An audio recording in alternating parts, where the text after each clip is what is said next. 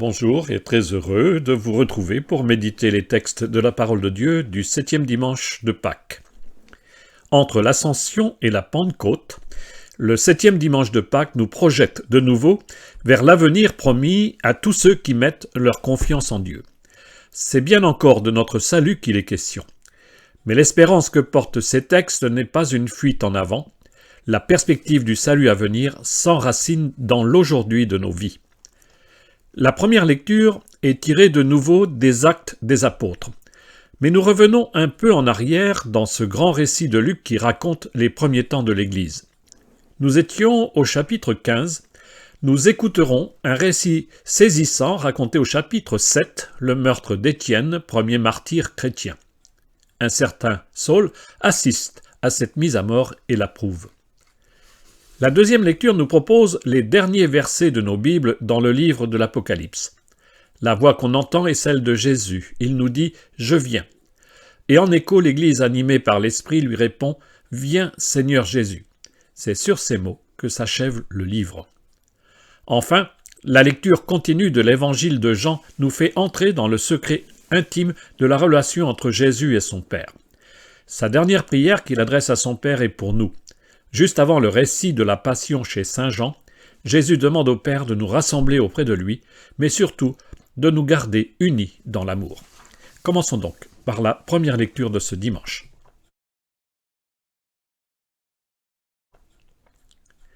Étienne fait partie du groupe des 7 que la communauté de Jérusalem a choisi pour s'occuper des frères dits de langue grecque.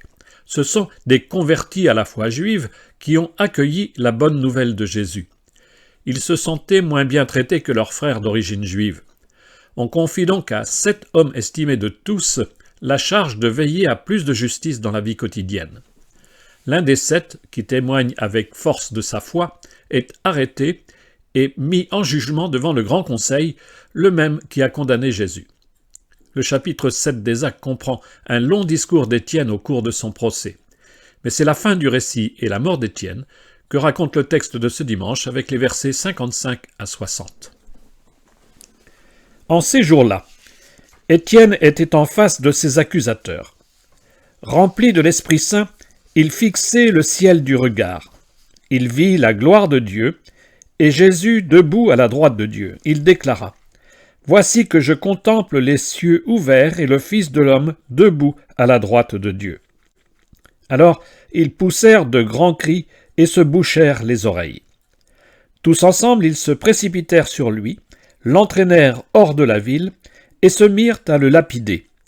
Les témoins avaient déposé leurs vêtements aux pieds d'un jeune homme appelé Saul.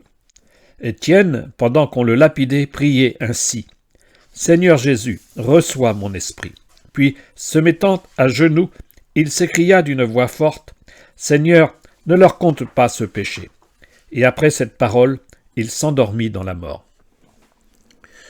Le discours d'Étienne qui précède ce texte est une longue méditation qui reprend l'histoire du peuple d'Israël depuis Abraham jusqu'au roi David. Il s'achève sur une accusation. « Y a-t-il un prophète que vos pères n'aient pas persécuté » C'est au verset 52 du même chapitre 7. Devant ses accusateurs, Étienne décrit alors le ciel qu'il contemple et le Fils de l'homme debout à la droite de Dieu. Tous comprennent. Ce Jésus qu'ils ont fait mettre à mort par Pilate est assimilé par Étienne à ce personnage mystérieux du livre Daniel comme un fils d'homme, chapitre 7 du livre de Daniel, versets 13 et 14, que nous avons déjà rencontré. Vision scandaleuse, car elle est un blasphème qui mérite la mort. Elle assimile l'homme Jésus à un personnage divin qui partage la gloire de Dieu. La vision d'Étienne est aussi pour nous. Avec lui, nous contemplons Jésus ressuscité et entré dans la gloire de Dieu. Mais ce jour-là, la sanction est immédiate. Étienne est mis à mort par lapidation. Mais en fait, il n'y a pas eu de jugement. C'est bien à un meurtre que nous assistons. Étienne est le premier à subir le même sort que Jésus. Comme son maître, le disciple rend l'esprit et demande pardon à Dieu pour ses persécuteurs. Même s'il ne participe pas activement, Saul est là et il approuve. Encore un peu de temps et ce même Saul ou Paul, qui est pour le moins complice, va se trouver bousculé sur la route de Damas avec Jésus qui lui pose cette question « Qui es-tu, Seigneur ?» je suis Jésus, celui que tu persécutes. » Nous allons lire maintenant la deuxième lecture de ce dimanche. Pendant tout ce temps de Pâques, nous avons lu des extraits du livre de l'Apocalypse. Chaque lecture nous donnait de contempler une nouvelle vision de Jean. Nous voilà arrivés tout à la fin du livre et même tout à la fin de nos Bibles. Ici, Jean ne voit pas, mais il entend une voix et c'est Jésus qui parle. Nous n'avons pas l'intégralité de ces derniers versets de nos Bibles dans la lecture de ce dimanche, mais nous écoutons cet ultime message de la parole de Dieu au chapitre 22, des versets 12 à 20. « Moi, Jean, j'ai entendu une voix qui me disait « Voici que je viens sans tarder, et j'apporte avec moi le salaire que je vais donner à chacun selon ce qu'il a fait. Moi je suis l'alpha et l'oméga, le premier et le dernier, le commencement et la fin. Heureux ceux qui lavent leurs vêtements. Ils auront droit d'accès à l'arbre de la vie, et par les portes ils entreront dans la ville. Moi, Jésus, j'ai envoyé mon ange vous apporter ce témoignage au sujet des églises. Moi je suis le rejeton, le descendant de David, l'étoile resplendissante du matin. L'esprit et l'épouse disent « Viens ». Celui qui entend qu'il dise « Viens », celui qui a soif qu'il vienne, celui qui le désire, qu'il reçoive l'eau de la vie gratuitement. Et celui qui donne ce témoignage déclare « Oui, je viens sans tarder. Amen. Viens, Seigneur Jésus. » Que dit Jésus ici? Il annonce sa venue, son retour à la fin des temps. « Voici que je viens sans tarder. » Jésus vient pour le jugement symbolisé par le salaire qu'il apporte à chacun. Sur le siège pascal qui brille dans nos églises sont incrustées ces lettres grecques, alpha et oméga, première et dernière lettre de l'alphabet grec. Dans la liturgie auprès du feu pascal, le prêtre prononce ces paroles, le Christ, hier et aujourd'hui, commencement et fin de toutes choses, alpha et oméga. Dans notre foi, le Christ venu de Dieu est bien à l'origine créateur avec le Père par l'Esprit, comme nous le disons dans le credo, par ces paroles, par lui tout a été fait. Dans notre foi, le Christ est remonté auprès du Père, comme nous l'avons fêté le jour de l'Ascension. Il est bien au terme de l'histoire, celui à qui le Père remettra le jugement. Voici que je viens sans tarder, nous dit donc la voix de Jésus. En réponse, nous entendons la voix de l'Esprit et celle du peuple des élus qui appelle « Viens, viens, viens Seigneur Jésus ». Cette prière de l'Église est pleine d'espérance. L'épouse unie à l'époux pour les noces de l'agneau espère le retour du Christ. Et nous écoutons maintenant l'Évangile. Dans l'Évangile de Jean, le chapitre 17 qui précède le récit de la Passion, se présente comme une longue prière de Jésus à son Père. Il prie pour ceux qui l'ont accompagné. Il demande au Père de les garder unis et il supplie pour qu'ils aient en eux la joie. Puis la prière s'élargit à tous ceux qui mettront leur foi en lui. La prière de Jésus traverse le temps pour nous rejoindre aujourd'hui, nous qui avons écouté le témoignage des messagers du Christ. C'est donc un passage de la prière de Jésus que nous entendons au chapitre 17 de Jean, les versets 20 à 26.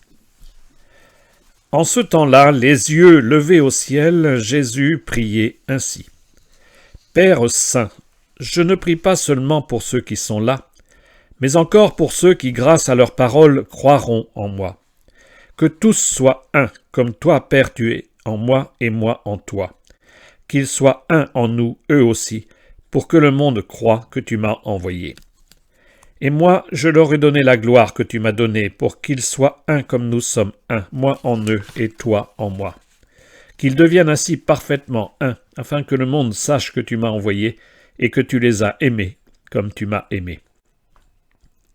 Père, ceux que tu m'as donnés, je veux que là où je suis, ils soient eux aussi avec moi, et qu'ils contemplent ma gloire, celle que tu m'as donnée, parce que tu m'as aimé avant la fondation du monde.